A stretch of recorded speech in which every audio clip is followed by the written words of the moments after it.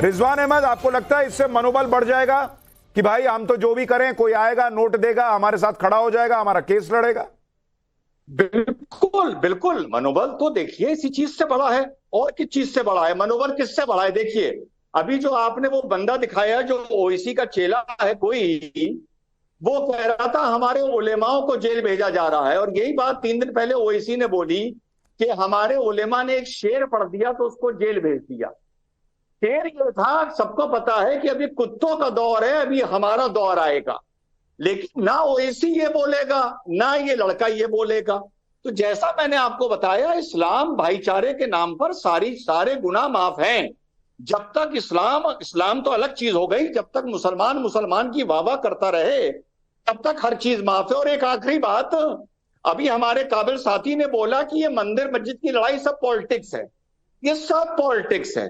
तो चलिए, आज नेशनल टीवी पे बड़ा अच्छा डिबेट है, एक बड़ी प्यार और इज्जत से एक सवाल पूछ लेता हूं। अब मेरे भाई ये पूरे पब्लिक प्लेटफॉर्म पर बोलेंगे कि पैलेस्टीनी जो अल अक्सा की लड़ाई लड़ रहे हैं ये भी पॉलिटिक्स है, और मैं अल अक्सा की लड़ाई को पॉलिटिक्स मानता हूं। पूछिए पॉलिटिक्स है या नहीं है, पूछिए जरा, पता चल असगर भाई, पता चल जाएगा। एक तो ये बताइए कि इससे होगा क्या? ये मनोबल बढ़ाने जैसा है अपराधियों का, आरोपियों का? और दूसरा सवाल जो वो पूछ रहे हैं,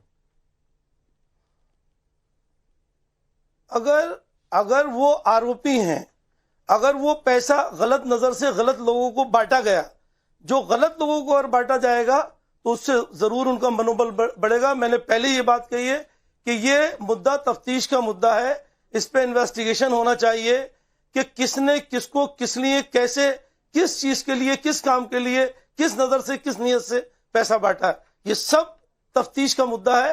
ये पहले पता होना चाहिए कि वो क्या है, किस लिए, किसको, किस नजर से बांटा गया। अगर वो ऐसे गलत लोगों को गलत नजर से बांटा गया तो बिल्कुल उनकी हिम्मत बढ़ाने के बराबर होगा और उनकी इससे हिम्मत बढ़ेगी। लेकिन पहले इस चीज पे तफ्तीश होना चाहिए, उसके बाद इसका जवाब सही से दिया जा सकता है, इसके पहले नहीं। और उन्होंने पैलेस्टीन का एक सवाल पूछा। देखिए, मैं अपने मुल्क की बात कर रहा हूं, हमें कम से कम हम पहले अपने सुधार कर लें, बाद में उनकी मिसालों को देखें पूरी दुनिया की। हम अपना सुधार कर नहीं पा रहे। बताइए, मंदिर मस्जिद का मुद्दा जो है, क्या ये सियासी मुद्दा नहीं है?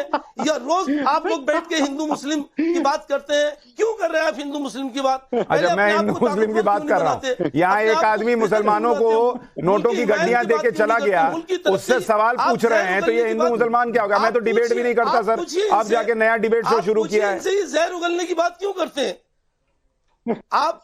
नहीं, आप पहले ये पूछिए, ये जहर उगलने की बात क्यों करते हैं? नहीं, पर उन्होंने क्या जहर उगला ये तो बताइए। ये कहो कि हम सबको मिलना चाहिए। अगर कोई गलत कर रहा है सुशांत भाई, तो उसको क्रिटिसाइज करो कि ये गलत कर रहा है, बिल्कुल ठीक है। हमने भी आपके साथ में, मैंने बिल्कुल ये बात शुरू से कही कि बिल्कुल हिम्मत बढ़ाने की बात है, बिल्कुल गलत है, wrong is wrong, right is right. लेकिन हम ऐसी बात क्यों करें कि हम अब किसी भी मजहब को लेके, इस्लाम को लेके, शरीयत को लेके, या हिंदुइज्म को लेके, सनातन धर्म को लेके नहीं, देखिए वो ये कह रहे हैं कि जब हिंदू, नहीं असगर भाई, वो ये कह रहे हैं कि जब हिंदू यहाँ कहता है कि भाई मेरे मंदिर को तोड़ के मस्जिद बनी, उसके सबूत दिख रहे हैं पश्चिमी दीवार पर, और एएसआई का सर्वे आ गया, मुझे वो मंदिर दे दो, तो आप कहते हैं हिंदू मुसलमान की पॉलिटिक्स हो रही है। लेकिन जब मुसलमान अपने हक की लड़ाई लड़े, जहां भी लड़े, दुनिया में कहीं भी लड़े, तो उसको पॉलिटिक्स की लड़ाई नहीं माना जाता। वो ये कह रहे हैं। आप देखिए, मुसलमानों से पहले मैं अपनी बात कर लें, हम बाद में करेंगे दूसरों की बात, हम अपनी बात कर लें। आप मुसलमानों से क्या चाहते हैं? क्या नहीं किया मुसलमानों ने एक मस्जिद अभी अभी आपके हवाले करी, जिसमें मंदिर बनाया, कितनी चीजें हैं मुसलमानों ने हवाले करी। जिस जगह मुसलमानों ने हवाले करी, वहां से, अरे सर, सुप्रीम कोर्ट ने हवाले करी, सुप्रीम कोर्ट में केस चला। आप तो ऐसा कह रहे हैं जैसे केस विड्रॉ कर लिया मुसलमान ने और कहा ये अयोध्या की जमीन ले लो। नहीं, बिल्कुल। उसके बाद भी एक स्टेप था जिसको विड्रॉ कर लिया, एक स्टेप और बाकी था, उसमें रिव्यू डाला जा सकता था, लेकिन मुसलमानों ने कहा नहीं। तो रिव्यू न डाल के उन्होंने एहसान किया, इतने साल केस खींचा, उसमें जजमेंट आया 5 जजेस का, और आप कह रहे हैं कि भाई उसमें रिव्यू नहीं डाला, ये मुसलमान ने एहसान कर दिया हिंदुओं पर। मुस्लिम ने, अरे सुशांत भाई, मुस्लिम ने, जो सुप्रीम कोर्ट ने भी फैसला किया, सुप्रीम कोर्ट ने कहा हम आस्था पे फैसला कर रहे हैं, यहां मंदिर नहीं बना था, जिस जगह आपने मस्जिद तोड़ी है, शहीद की है मस्जिद, वहां से आप 300-400 गज दूर आप दोनों बात गलत बोल रहे हैं। आप दोनों बात गलत बोल रहे हैं। 300-400 मीटर दूर मंदिर नहीं बना है भाई। मंदिर 300-400 मीटर दूर नहीं बना है। सुप्रीम कोर्ट और सुप्रीम कोर्ट ने बहुत और बातें कही है, मैं उस पर नहीं जाऊंगा। रिजवान अहमद, मैं 1 मिनट आ रहा हूं। रिजवान अहमद, अब आप देखिए ये बात जो है, ये सुनिए, वो नोट दे रहे हैं और असगर भाई आप नोट न देकर ऐसे तर्क देकर फिर आप मुसलमानों को भड़का रहे हैं कि भाई देखिए हमने तो जमीन दे दी अयोध्या के अंदर, लेकिन अब हमसे जो है वो ज्ञान वापी की मांगी जा रही है। देना ये होता है कि आप केस वापस लेते। मुल्क की तरक्की की बात, अरे मुल्क की तरक्की, ये आप केस लड़के हार गए और उसके बाद कह रहे मुल्क की तरक्की के लिए हमने दे दिया। रिजवान भाई बोलिए, फिर मैं अगले सवाल का रुझान बताऊं। देखिए हमारे असगर भाई ने एक पहली बात का तो जवाब नहीं दिया। उन्होंने कहा हम सिर्फ हिंदुस्तान की बात करेंगे। चलो कोई बात नहीं, जाने दो, मट्टी डालते हैं। अब सुप्रीम कोर्ट पर बात, असगर भाई ने वो ऑर्डर नहीं पढ़ा। असगर भाई को कोई ये बताए कि वो सुप्रीम कोर्ट के ऑर्डर में स्पीकिंग ऑर्डर है कि 2003 का जो एक्सकवेशन हुआ, बाबरी मस्जिद वर्जिन लैंड पर नहीं बनी थी, उसके नीचे मानव निर्मित चीजें निकली जो पर्शियन और इस्लामिक आर्किटेक्चर से जिनका कोई लेना देना नहीं था। और मुस्लिम पक्ष ने कभी भी ये नहीं कहा कि बाबरी मस्जिद के नीचे भी कोई इमारत है। सुप्रीम कोर्ट ने अपने ऑर्डर में रिजवान भाई एक मिनट, मैं अभी उस जजमेंट पे नहीं जा रहा, लेकिन हमने खुद बाबरी ढांचे के अंदर की तस्वीरें दिखाई थी और जैसे आपको यहां ज्ञानवापी में सबूत दिखता है, वहां पर भी भर भर के पिलर्स पर हिंदू धर्मों के निशान बने हुए थे।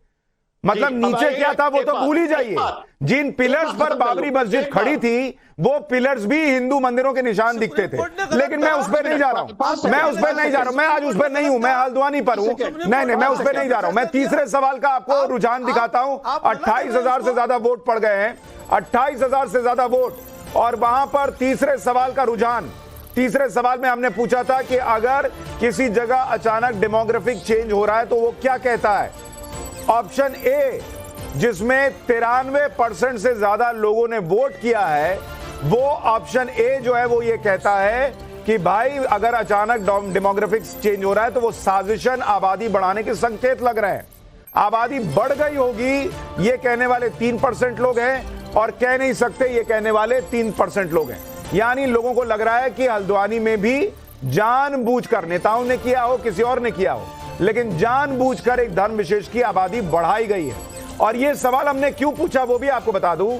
बनफूलपुरा में मलिक का बगीचा इलाके की जो बात हम करते हैं, वहां अवैध अतिक्रमण हटाने को लेकर हिंसा हुई थी, जिसका मुख्य आरोपी अब्दुल मलिक अभी भी फरार चल रहा है। आपको मलिक का बगीचा की कुछ तस्वीरें दिखाता हूं, जिसे देखकर आपको पता चलेगा कि एक हरियाली भरे इलाके में कैसे बदलाव हुआ, कैसे वहां प्लॉटिंग की गई और इलाके में मुसलमान आबादी जो है वो धीरे धीरे बढ़ती चली गई। उसकी एक एक तस्वीर आप देखिए, अभी के हालात क्या हैं और कुछ वक्त पहले तक किस तरह से वहां पूरा इलाका खाली नजर आता था। 2012, 13, 14 तक जिस अवैध अतिक्रमण को तोड़ा गया था, वहां किसने कब्जा जमाया और वहां क्या काम होता था, यह भी आपको सुनाता हूं उस मौलाना की जुबानी जो उस इमारत के अंदर था, जिसे कहा जा रहा था कि भाई ये नमाज पढ़ने की जगह है। सुनिए मौलाना क्या बता रहे हैं कि वहां क्या होता था। आपका नाम क्या है? परवेज आलम। कहाँ घर है? सहारनपुर। सहारनपुर।